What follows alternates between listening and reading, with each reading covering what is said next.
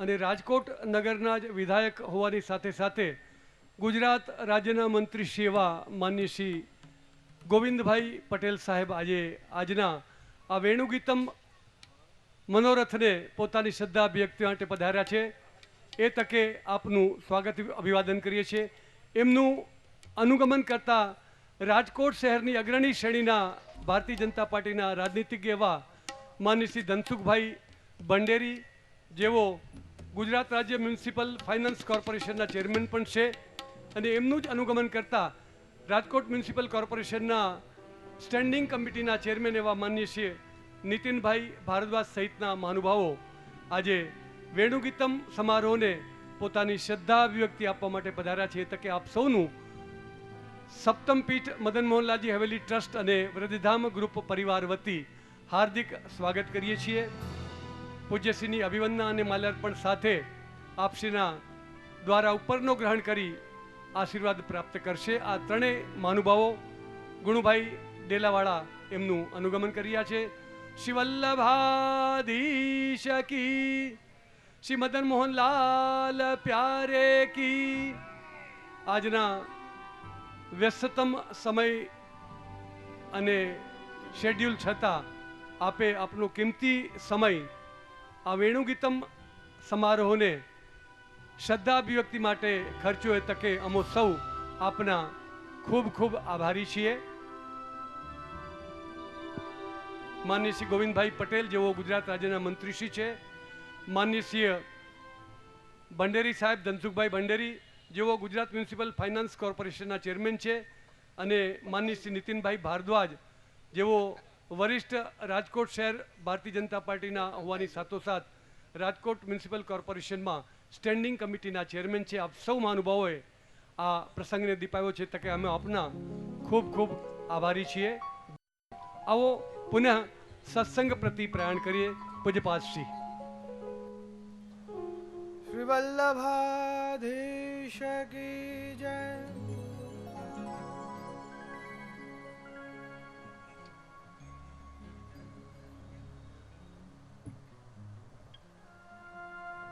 આમ પાછળ જોઈ રહ્યો છું ને તો મને લાગે છે કે જાણે 5 જ વાગ્યા હોય.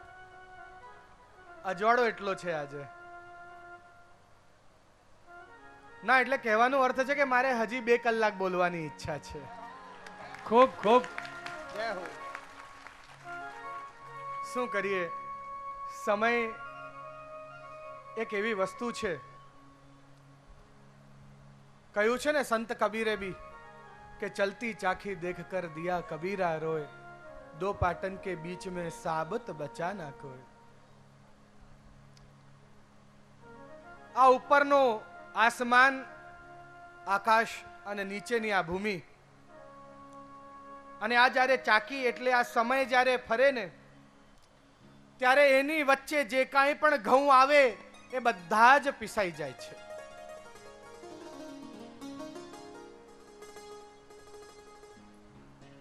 ધ્યાન રાખવાની વાત કે આ ચાખીનો ઉપરનો પાર્ટ એટલે આકાશ અને નીચેનો પાર્ટ એટલે પૃથ્વી. આ આકાશ, પૃથ્વી, બ્રહ્માંડ જેની પર ચાલે છે, પેલી ચાખી જેની પર ચાલે છે, વચ્ચેની પેલી ખિલ્લી, મોટો ખિલ્લો હોય ને વચ્ચે જેના પર ગોલ ફરે, એ છે ભગવાન. અને તમે જેને જેને ચાખી ચલાવી હશે એને ધ્યાન આપ્યું હશે કે જે ઘઉં પેલી ખિલ્લીને ચોંટ્યા રહે છે ને એ ક્યારેય પીસાતા નથી. એટલે પેલી ખિલ્લી એટલે ભગવાનને જો તમે ચોંટ્યા રહેશો તો ક્યારેય પીસાઓ નહીં. યદા બહિર્મુખાયોયમ ભવિષ્યત કશંચન તદા કાલ પ્રવાહસ્તા દેહ ચિત્તા દયોર્યુત સર્વથા ભક્ષિષ્યંતિ યુષ્માની તરમતરમમ. આચાર્યજી કહે છે કે જો આ પ્રભુથી દૂર થશો, જો આ પ્રભુના અંદર અવિશ્વાસ લાવશો, જો આ પ્રભુના તરફથી જો આ વિમુખ થશો તો આ કાલ તમારું ભક્ષણ કરી જશે. આ ચાખીની પેલી ખિલ્લી પર તમે બધા ઘેઉં ચોંટ્યા રહો, જ્યાં સુધી એના સન્મુખ રહેશો ત્યાં સુધી તમને કોઈ પીસી શકવાનું નથી. ક્યારે દુર્ગતિ નહીં થાય. સદા ગૌલોક ધામ વૈકુંઠ આદિના વાસ મળશે. આવો આ ગોપીઓ ભગવાનનું જ્ઞાનનું સ્વરૂપનું વર્ણન કરે છે. આ રાજસ ભાવથી આ શ્લોકનું ગાન આમાં રાજસ જીવ કરી રહ્યા છે. નદીઓ જેમનો સ્વભાવ છે સાગરનું મિલન, પણ અહીંયા તો કૃપા જલધિ સંસૃતે. અહીંયા આ કયા સાગર, કૃપા જલધિ એટલે કયા સાગરને મળે છે? પેલા લૌકિક સાગરને નહીં, કિંતુ અલૌકિક કૃપાના સાગર એવા ભગવાન શ્રી કૃષ્ણને મળે છે. ને આવો જ્યારે પોતાનો સ્વભાવ જ્યારે બદલાઈ જાય અને જ્યાં સ્વભાવ બદલાય ત્યાં જ જ્ઞાનનું પ્રતિપાદન ભગવાન કરી દે છે. માટે જ આને જ્ઞાનનું સ્વરૂપ કહ્યું. ગોપિકાઓ કહી રહી છે કે આ નદીઓ હવે સાગરને મળતી નથી, નદીઓ એવું શબ્દ વાપરું છું, ધ્યાનથી સાંભળજો. એની પાછળનું કારણ શું છે એ બી જણાવીશ. આવો આપણે 15વા શ્લોકનું ગાન કરીએ. ગોપીઓ શું કહેવા માંગે છે તે આપણે સમજીએ. નદ્યસ્તદા તદુપધાર્ય મુકુંદ ગીત ભાવર્તલક્ષિત મનોભવ ભગ્ન વેગા આલિંગન સ્થગિત મુર્વ્યુજૈર્મુરારે ગૃહંતિ પાદયુગલમ કમલોપહાર નદ્યસ્તદા તદુપધાર્ય મુકુંદ ગીત માવર્તલક્ષિત મનોભવ ભગ્ન વેગા આલિંગન સ્થગિત ભૂર્ભિભુજૈર્મુરારે ગુહ્યંતિ પાદયુગલમ કમલોપહાર. નદ્ય શબ્દ કયું એટલે બહુવચન. નદીઓ માટે હું નદીઓ શબ્દ, કારણ કે અહીંયા નદીઓ શબ્દ વાપર્યો છે. તો મને એક વાત કહો કે વ્રજમાં યમુનાજી સિવાય બીજી કઈ નદી છે? અહીંયા શું કામ નદીઓ આમ કે નદ્ય નદ્ય, આટલી બધી નદીઓ, તો આટલી બધી એટલે કઈ નદી છે? વ્રજમાં યમુનાજી સિવાય બીજી કઈ નદીઓ છે? છે કોઈ નદી ખ્યાલ છે? વ્રજમાં કોણ કોણ ગયા છો? ક્યાં યમુનાજી સિવાય બીજી કઈ નદી છે બતાવો.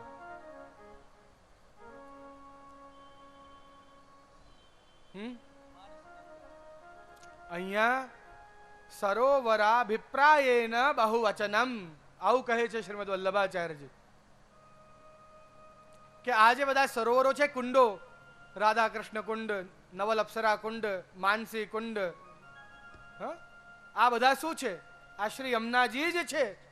એટલે સરોવરો વિપ્રાયેન, આ બધા જે સરોવરો છે એ બધાને પણ ગણીએ તો નદ્ય આટલા બધા થઈ ગયા ને, એમ કહ્યું.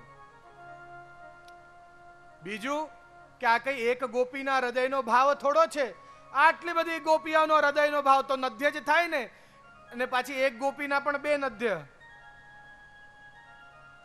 બંને આંખથી અશ્રુપાત થાય પ્રભુના વિરહમાં.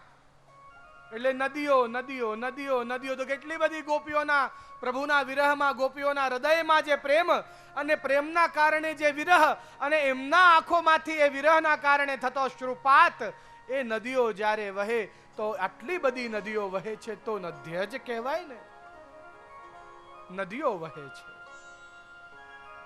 એવા ઘણા બધા કારણો આપ્યા કે ત્યાં નદ્ય શું કામ કહ્યું. કે આ બધા સરોવરો પણ યમુનાજી સ્વરૂપ જ છે. જ્ઞાનોત્કર્ષ, જ્યારે જ્ઞાનનો ઉત્કર્ષ થાય તદૈવ સ્યાત, કે જ્યારે જ્ઞાનનો ઉત્કર્ષ થાય ત્યારે શું થાય છે કે સ્વભાવ વિજયો યદિ, કે યદિ અમારા સ્વભાવ અમે બદલી શકતા હોઈએ શ્રી ઠાકોરજીની કૃપાથી, જો સ્વભાવ બદલાય તો સમજી જવું કે ત્યાં જ જ્ઞાનનો ઉત્કર્ષ થયો છે. એ જ્ઞાન આપણા અંદર સ્થાપિત કર્યો છે ભગવાને. અહીંયા ભગવાને પોતાનો જ્ઞાન એ શ્રી યમુનાજીને આપ્યો. અહીંયા કયો ગીત છે? અહીંયા વેણુનો મુકુંદ ગીતમ એવું કહ્યું છે. કયું ગીત છે? મુકુંદ. મોક્ષ આપનારા ભગવાન એટલે અમૃત જેવો લાગે એવો વેણુનો નાદ જ્યારે યમુનાજીની અંદર પધરાવ્યો, એનું શ્રવણ કરતા વહેતા યમુનાજી રોકાયા ને માવર્ત્ય એ પાછા ઊંધા ફર્યા. જલનો પ્રવાહ, જલનો સ્વભાવ શું કે પ્રવાહમાં વહેતા જાય, રોકાય નહીં. કોઈ નદીમાં જલ હોય તો વહેતો જ જાય, ક્યાં વહીને જાય કે સાગર તરફ. પર અહીંયા સ્વભાવ બદલાયો છે. હવે એ લૌકિક સાગર તરફ વહીને જતા નથી, હવે તો એમને પોતાનો માર્ગ બદલ્યો છે અને ભગવાન તરફ વહીને આવે છે. આ કુંડોના જલ, યમુનાજીના જલ, સરોવર વિપ્રાયેના એમ કહ્યું કે આ સરોવરોના પણ જલ બધા ઉમડી ઉમડીને એના અંદર તરંગો ઉઠે છે. શું કહ્યું છે? આલિંગનસ્થ. ભગવાનની સામે આવીને ઊભા રહ્યા અને શ્રી યમુનાજીએ ભગવાનનો આલિંગન પ્રાપ્ત કર્યો, ભગવાનને ભેટ્યા. એવી કૃપા પ્રભુએ એમના પર કરી. મુકુંદ ગીત માવર્ત્ય લક્ષિત મનોભવ. એમના મનોની અંદર જે ભાવ ભગ્ન વેગાહ, એ વેગનો આખો માવર્ત્ય એ ફરી ગયો વેગ. વિવેકસ્તુ હરિસ્વર્વમ નિજેચ્છાતઃ કરિષ્યતિ. આ વાક્ય અહીંયા શું કામ લીધો? કારણ કે અહીંયા આપણને વિવેક દેખાય છે યમુનાજીમાં. ત્યાં દેવાંગનાઓ એમનું વિવેક ગુમાવી બેઠી છે. આ બંનેનું આવી રીતે સમજવું. આપણ દેવી છે, નમો દેવી યમુને, નમો દેવી યમુને, પણ અહીંયા એમને વિવેક ગયો નથી. ત્યાં પેલી દિવ્ય વિમાન ગતય એ શ્લોકની અંદર દેવી દેવાંગનાઓએ પોતાનો વિવેક ગુમાવી દીધો. અહીંયા વિવેક ગુમાવ્યો નથી. આ પણ રાજસ છે, એ પણ રાજસ છે, પણ અહીંયા વિવેક છે ને ત્યાં વિવેક નથી. કેવો વિવેક છે કે અહીંયા શ્રી યમુનાજી કમલની માળા સિદ્ધ કરી છે. કહ્યું ને કે એ કમલોપહારાહ, કે કમલનો હાર સિદ્ધ કર્યો. અને એ કમલ એટલે એ યમુનાજીનો હૃદય રૂપી કમલ, એ પ્રેમ રૂપી કમલ. અને એ ભગવાનને ધરા. આપણા ત્યાં ચિત્ર બિરાજે છે ને કે યમુનાજીએ પોતાના શ્રેષ્ઠમાં કમલની માળા લઈ રાખી છે. અને એ કમલનો બીજો અર્થ એવો થાય છે કે આ જીવ જોડે મિલન કરો. બીજો અર્થ એવો બી થાય છે કે આપ રાધા જોડે જો રિસાયા છો તો આપ મની જાઓ, હવે રિસાયા ના રહેશો. કલિંદ્યતિ ખંડયતિ ઇતિ કાલિંદી. એવું કહ્યું કે આ કાલિંદીનો સ્વરૂપ કેવો કે જે ભક્ત અને ભગવાન વચ્ચેનો કલહ કલિંદ્યતિ ખંડયતિ, જે કલહને દૂર કરે એ કાલિંદી. જે રાધા અને કૃષ્ણના વચ્ચેના કલહને દૂર કરે એ કાલિંદી. જે આ કલયુગના તાપને કાપે એ કાલિંદી. કલિંદ્યતિ, આ કલયુગના તાપને, આ કલયુગના જે દોષ છે એનાથી દૂર કરે એ કાલિંદી. અહીંયા ભગવાનનું સ્પર્શ પ્રાપ્ત કર્યું. ઉર્મી ભુજઈ મુરારેહે. ઉર્મી એટલે તરંગો. તરંગ ભુજકંકણ પ્રકટ મુક્તિકા વાલુકા. આ તરંગો શ્રી યમુનાજી ભગવાનને ભેટવા માટે ઉઠાવી છે, આલિંગન કરવા માટે ઊંચી કરી છે કે પ્રભુ મને આપનું આલિંગન કરવાની ઈચ્છા થઈ રહી છે, આપને ભેટવાની ઈચ્છા થઈ રહી છે. ભગવાનના ચરણારવિંદનો સ્પર્શ કર્યો. એમના શ્રીકંઠમાં કમલની માલા ધરાવી છે અને નામ જ કેવું સુંદર છે, હાર. કમલોપહારા. આપણા ત્યાં બધા શૃંગારોના કઈક ને કઈક અર્થ થાય છે. સુરદાસજીનું એક પદ આવે છે, એક અબલી દોય જલચર ઉભય અર્ક અનૂપ, પાંચ બેર હી ઢીંગ દેખીએ તો બોલો કહા સ્વરૂપ. આપણે આખી પંક્તિ તો નથી સમજવી, પણ અબલી એટલે એક અબલી અબલી એટલે જે અબલા હોય એ, કે જેના અંદર બલ નથી એવી અબલા, એટલે જેને હાર માની હોય એ, એટલે એક અબલી એટલે એક હાર ધરાવ્યો છે. હાર એટલે કે પ્રભુ હું બધું જ તારા પર હારી ગયો કે હારી ગઈ, એટલે હાર. આ કમલની માલા દ્વારા કે પ્રભુ મારું આ હૃદય, મારો પ્રેમ, મારું સર્વસ્વ આપનું, હું તો બધું જ આપના પર હારી ગઈ. વારી વારી જ ગઈ. એક એવો ભાવ હૃદયમાં. શ્રીકંઠમાં હાર ધરાયો ઉર્મી ભુજઈ, એવા તરંગ રૂપી ભુજાઓ ઉઠાવ્યા કમલોપહારાહા. અને આમ કરતા ભગવાન પોતાના જ્ઞાનનું સ્વરૂપ શ્રી યમુનાજીને સમર્પિત કર્યું, શ્રી યમુનાજીના અંદર પધરાવ્યો કે જે પોતાનો સ્વભાવ બદલી દે. માટે સમજવું કે જ્ઞાનોત્કર્ષ, એના અંદર જ્ઞાનનો ઉત્કર્ષ થયો છે. ઐશ્વર્ય, વીર, યશશ્રી, જ્ઞાન, 5 ગુણ જાણ્યા.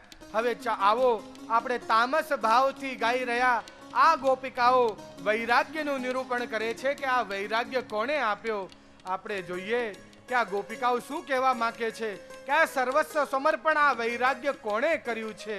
આવો આપણે 16મા શ્લોકનું ગાન કરીએ. दृष्ट्वान्तपे व्रजपशुं सह रामगोपे सञ्चारयन्तमनुवेणुमुदीरयन्तम् प्रेम प्रवृद्ध उदितः कुसुमावलीभिः शक्युर्व्यगातस्ववपुषाम्बुद आतपत्रम् दृष्ट्वान्तपे व्रजपशुं सह रामगोपे सञ्चारयन्तमनुवेणुमुदीरयन्तम् प्रेम प्रवृद्ध उदितः कुसुमावलीभिः सख्युव्यधात स्ववपुषाम्बुद आतपत्रम्. આ વૈરાગ્યનો દાન ભગવાને મેઘોને કર્યો, વાદળાઓને. વાદળો સદા ભગવાનની સેવામાં રહે. જ્યારે જ્યારે ભગવાન વનમાં ગાયોને ચરાવવા પધારે એ ઘેરાઈ આવે. પ્રભુને વધારે તાપ ના લાગે ને એના માટે શીતલતા પ્રદાન કરે. આમ ધીરે ધીરે નવદા ભક્તિ સિદ્ધ કરતા કરતા એ સખ્ય ભક્તિ સુધી પહોંચ્યો. ભગવાને એને સખ્ય ભક્તિ સુધી પહોંચાડ્યો મેઘને. પણ જ્યારે સખ્ય ભક્તિ આવી મેઘને હવે થયું કે ઘેરાતા જાય છે, ઘેરાતા જાય છે, ઘેરાતા જાય છે. હવે સખ્ય ભક્તિ સુધી પહોંચ્યો છે. હવે મેઘને થયું કે હવે મારે સર્વ સમર્પણ કરવું છે. 9મી ભક્તિ, આત્મનિવેદન. મારે બધું જ મારું સર્વ સમર્પણ કરવું છે આ પ્રભુને. એવો ભાવ જ્યારે હૃદયની અંદર આ પ્રગટ કર્યો. સૂર્યના તાપમાં તપી રહ્યા આ વ્રજના પશુઓ, આ ગ્વાલબાલો અને ભગવાન શ્રી કૃષ્ણ જ્યારે વનની અંદર જ્યારે ગાયોને ચરાવી રહ્યા છે. સ્વવપુષા અંબુજ આતપત્રમ, મેઘ ઘેરાઈ આવ્યા. પોતાના શરીરનો એટલે વાદળા એનો છત્ર બનાવીને ભગવાનને આ સૂર્યના તેજથી રક્ષા કરે છે, છાંયડો કરે છે. પ્રેમ પ્રવૃદ્ધ ઉદિતઃ, જ્યારે પ્રેમ અધિક વધવા લાગ્યો એના અંદર તો આ મેઘથી રહેવાયું નહીં. આ પ્રેમના કારણે એકદમથી વરસી ઉઠ્યો. પણ વરસે છે કેવો? એકદમ મંદ મંદ ઝીણી ઝીણી વૃષ્ટિ કરે છે, જેથી પ્રભુ પલરે બી ના અને એમને શીતળતા બી લાગ્યા કરે. એક એની બૂંદ પ્રભુના અધરો પર જાય ત્યાં ઉપર પેલા મેઘને એવો આનંદ થાય. એક બૂંદ નેત્રો પર આવે અને ત્યાં એ મેઘને એવો આનંદ થાય. એક પ્રભુના વક્ષસ્થળનો સ્પર્શ કરે તો કોઈ પ્રભુની ભુજાનો સ્પર્શ કરે, કોઈ મસ્તકનો સ્પર્શ કરે તો કોઈ ચરણોનો સ્પર્શ કરે. આમ આખા શ્રીઅંગ પર પેરો મેઘ વારી ગયો. પોતાનું સર્વસ્વ મેઘ પાસે તો એનું સર્વસ્વ એનું પાણી હોય, અને જો એ પાણી વરસી જાય તો પેલો